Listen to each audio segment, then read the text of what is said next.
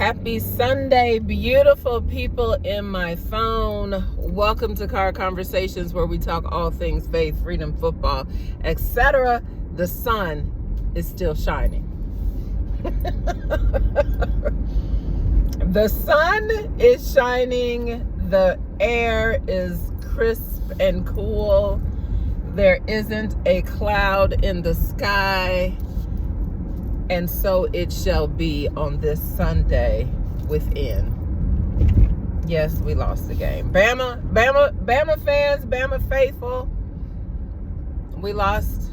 We're a 2-loss team right now. Probably technically should be a 4-loss team right now. Could potentially be a 6-loss team when it's all said and done. I don't know. I don't know. Welcome to Car Conversations, where we're about to talk all things football this morning. Listen, I'm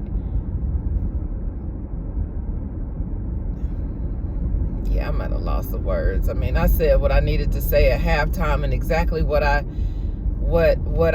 knew would happen at halftime did happen. Tennessee made the adjustments. Nico made the adjustments. And we ran more in the third quarter. We did run the ball more. There was a nice drive. Was that the end of the second quarter?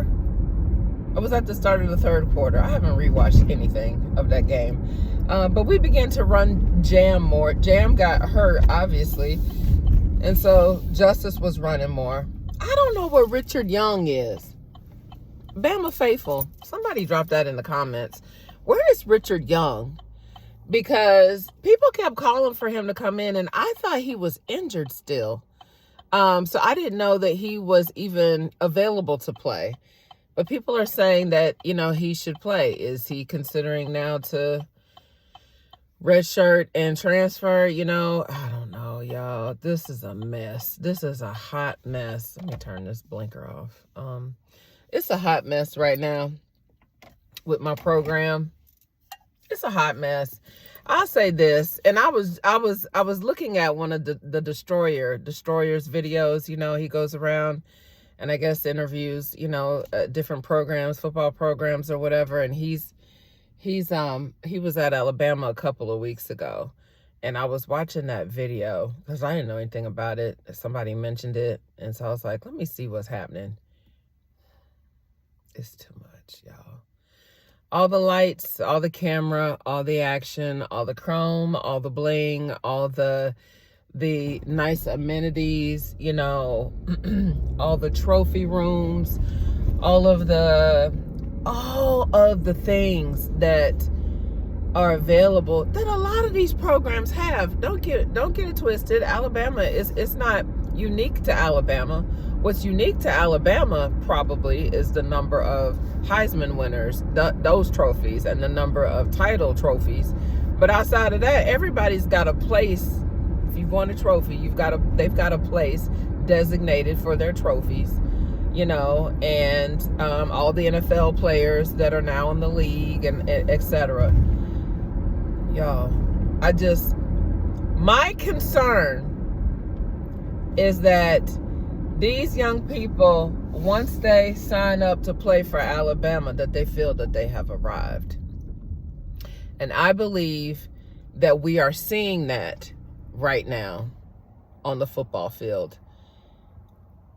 Coach Saban, I'm not expecting Coach DeBoer to be Coach Saban, but one of the things that made Coach Saban the GOAT was the fact that he kept these young people humble and hungry.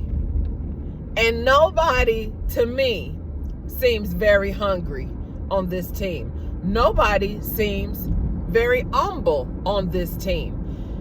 They got their bag. They got their ice. They have, but what have you done? What have you won? Nothing. And Coach Saban did that whole nothing speech on College Game Day yesterday, and that's why he's the GOAT. That's why, because that was the mentality that he coached the team toward consistently for 17 years. That's what he did. That was the program. That was the process. And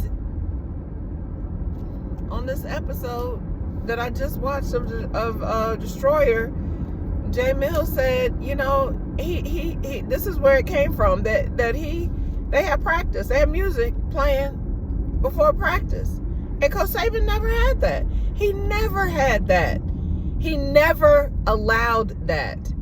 Now, different generation, different time, or different, you know, every year is a different group of young people that, you know, things have changed. And I get that. At what point does there need to be balance? At what point do you need to still hammer home the fact that you've done nothing? You have won nothing. Like,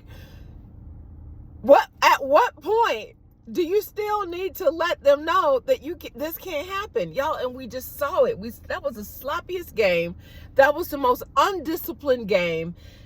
I don't know if we had 200 yards worth of penalties. It felt like it, but it was a gazillion penalties, at least probably 150 yards worth of penalties, and costly penalties. Whoever that was at the end, I don't know if it was who was that at the end? It was Deontay Lawson. Whoever got that penalty at the end for unsportsmanlike, that took us from 4th and 5 or 4th and 8 to now 4th and 22. You're just seeing it unravel at the seams. You really, really are. We're watching it. We're watching a program have to completely restart and reset. And because many of these almost all of these players were recruited by Coach Saban, right? Yeah, what's his name? DeBoer brought in a few. He brought in some, you know, from different places. But most of these players were recruited by Coach Saban. And you're just, to watch it like disintegrate like this. And go into, well, we had high hopes because we have extreme talent on this team. Extreme talent is on this team. Extreme talent. It starts with leadership. I got to start with the coaches. But when the coaches don't coach the extreme talent, don't manage the extreme talent, don't teach the extreme talent the way they need to be taught to continue to grow and to continue develop, we're seeing the fruit of that, or the lack thereof, and it's zero development. It's zero development. That's what's happening, and that's sad to see. There's zero development. There's zero discipline. A whole lot of bling.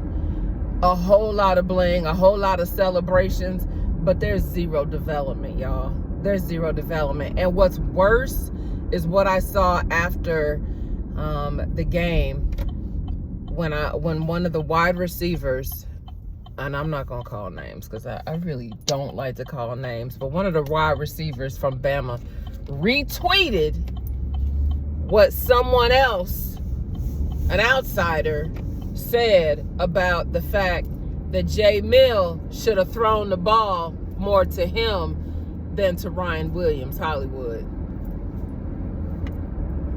Now, from the inside, when you're retweeting things like that, y'all, this is a bad look. I feel like it's a done deal. I don't want to give up hope on my team. I'm not a Fairweather fan. I am a proud alum of the University of Alabama. Let me be clear.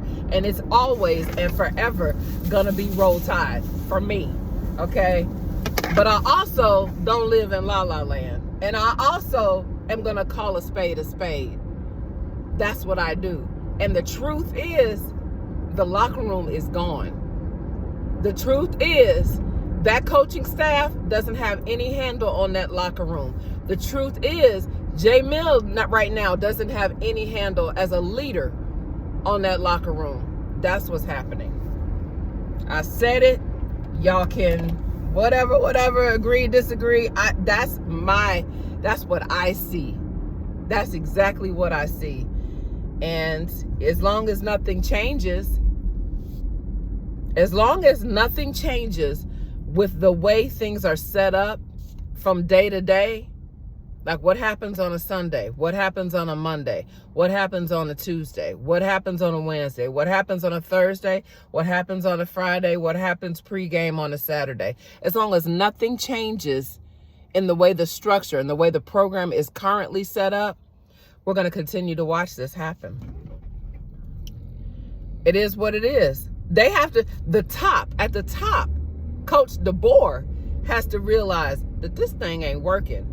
And at some point, I needed to not come in and try to be so friendly.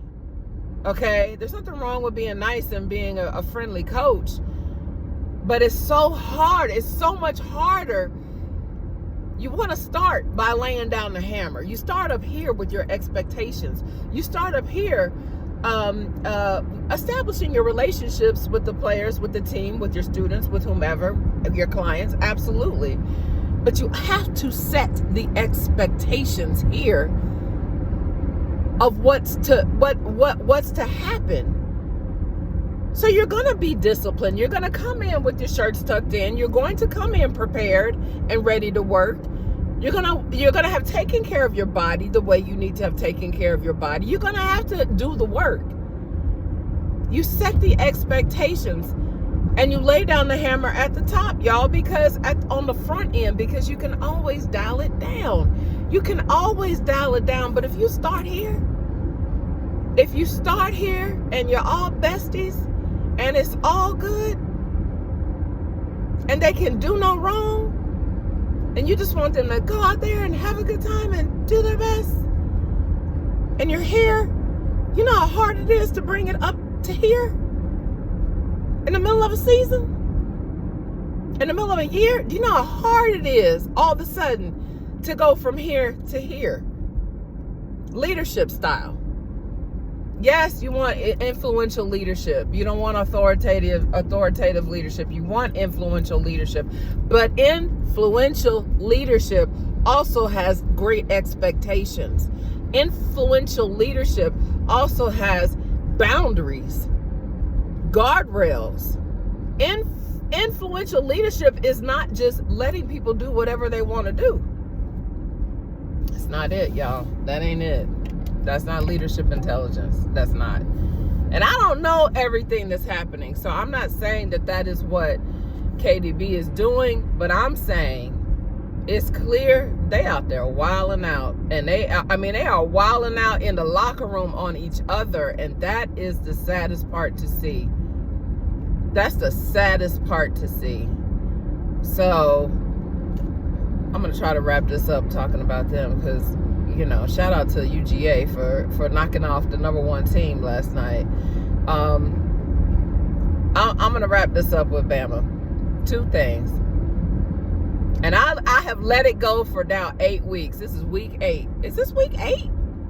Child, this season almost over with. This season is almost over with, and everybody's like, we still have all the players were like, we still have all the goals ahead of us that we can reach, and there's a lot of football left to be played. Yes, there's football left to be played. But to act like you can wait till the last second to get it together, y'all, no.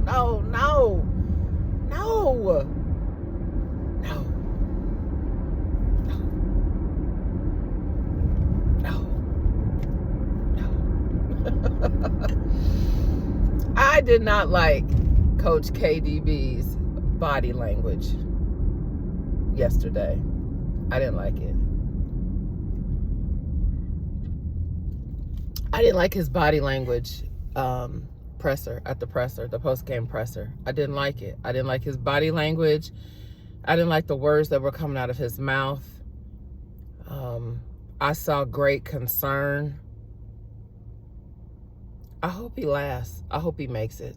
That's for real. This is the first time I saw this on this level. Yesterday's post-game presser. He looked utterly defeated. He looked utterly defeated. And here's the thing. The pressure to coach at the University of Alabama, the pressure to play at the University of Alabama is so great. It's so great that I hope he stays. I really do. I don't know what his contract is, but he wasn't looking like he was too keen on having to deal with, forget the locker room. Yeah, you got to deal with the locker room. You got to deal with the staff. You have to deal with the media. But the Alabama fan base, y'all know we're a special group of people now. We're a special group of people. And there is no telling what's happening in Tuscaloosa, and I just pray that our fandom backs down a bit. Give him some time, absolutely. And there are things that we can complain about and that we can talk about, that we can see that went wrong last night, from Nick Sheridan's play calling, to Jay Millie's, lack of he has not thrown the ball well, really, since the first half of Georgia. He really hasn't. We could talk about that.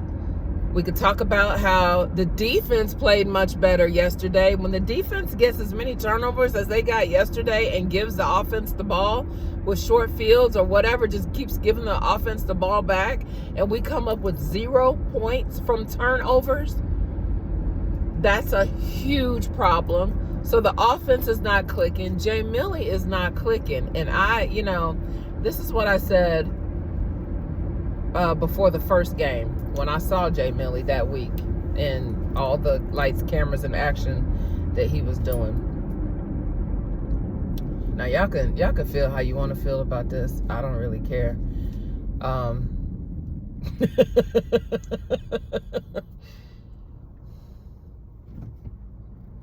He needs to take that weave out of his head. I said it. Take the weave out your hair. Take it out. Take it out. I don't even know why he has that in his head. We went with it. We went a few weeks with it. Okay. But what is this look about?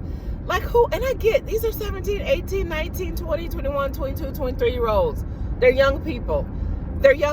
And you are searching for your identity. You're trying to figure things out. But something's not working with this representation of Jay Millie. It's not working. And I would say, I just equate that with the whole getting camera ready and making sure you have a certain look, about you.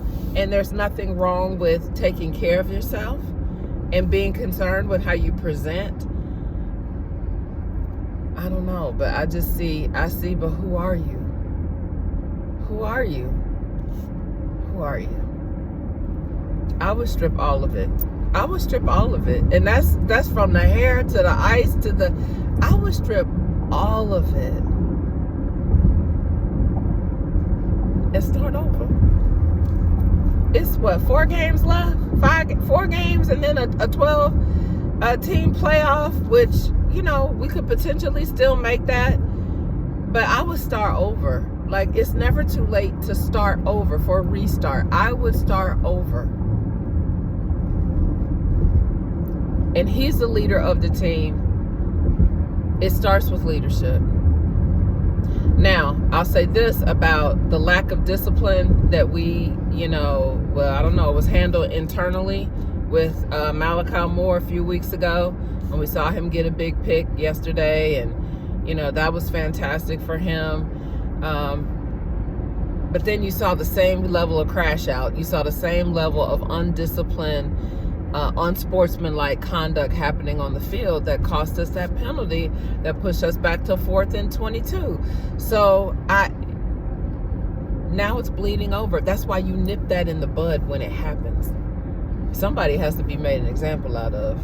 And that's what you're to do. You're to nip it in the bud when it happens so that it doesn't happen again.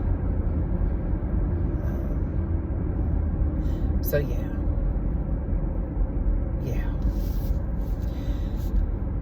On to UGA. That's all I have on that. That's all I'm going to say. I don't even know who we play next.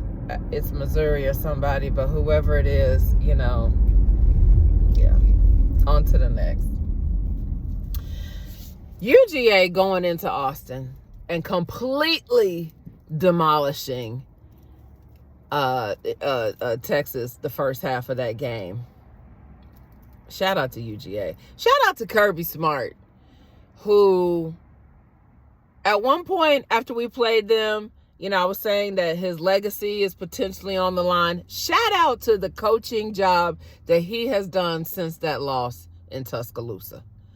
That's why they get paid the money that they get paid.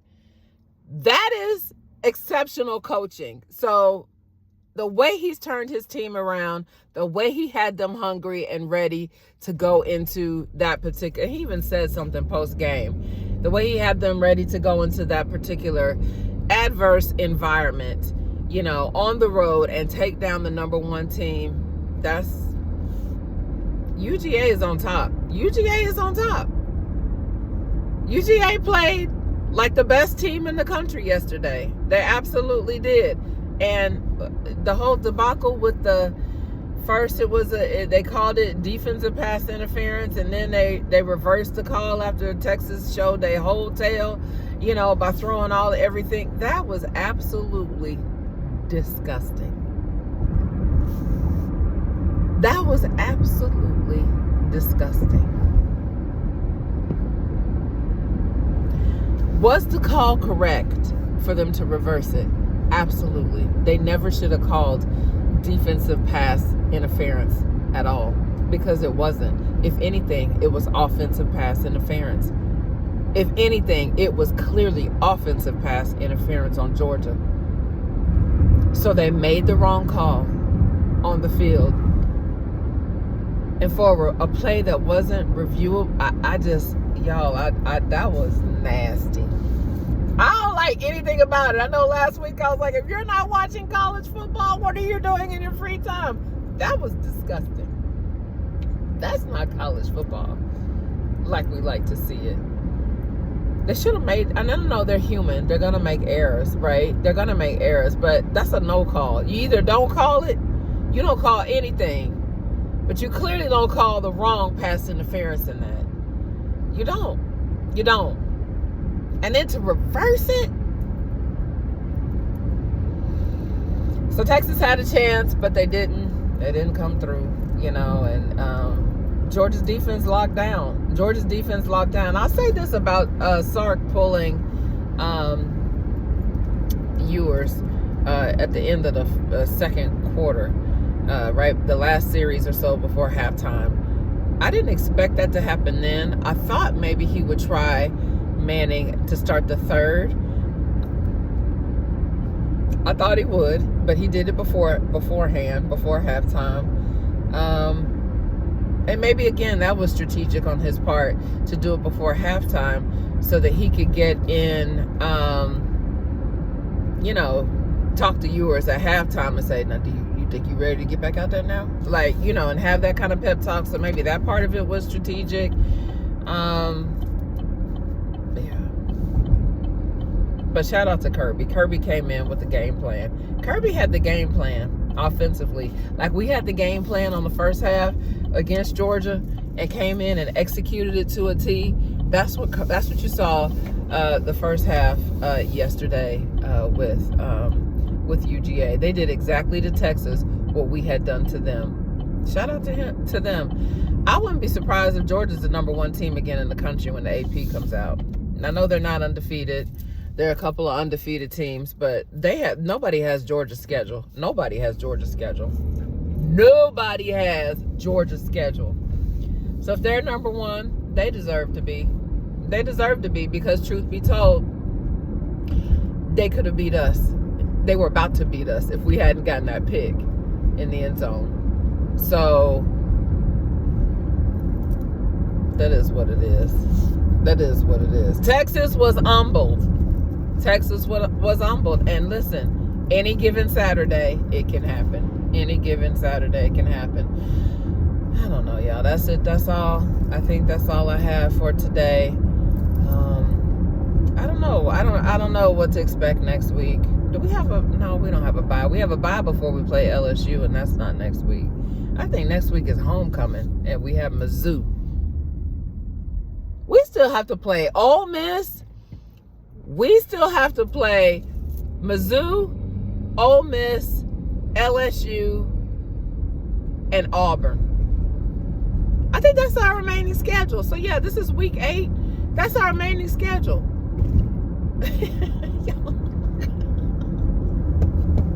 That's our remaining schedule. Mizzou, bye week. No, Mizzou, Ole Miss, maybe a bye week, and then LSU and Auburn. That's it. That's our schedule. So, ciao.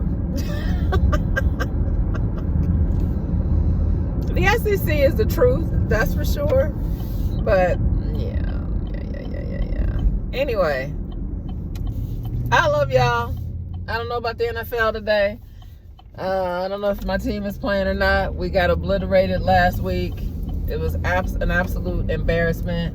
Once again, it starts at the top. That's ownership. That's the leadership. Clearly, who's running that entire program and has been for over the last however many years he's owned the team, 15 years. I don't know how long he's been the owner of Dallas, the Dallas Cowboys. But it's a leadership issue. It starts at the top, y'all. It starts at the top. I'm a firm believer in that. And it trickles down. It trickles down and bleeds and will eat up your entire team like a cancer. It literally will destroy and kill your team. So that is what it is. But anyway, have an amazing Sunday. Have an amazing Sunday. I don't feel like this was a very encouraging video, and that's not ever my goal, to not be encouraging. So have an amazing Sunday. Look at the nature. Look out at nature. Look at the trees. Look at the sky. Look at the changing of the leaves. Look at and feel the beauty of God's creation. It's all around us. It's everywhere.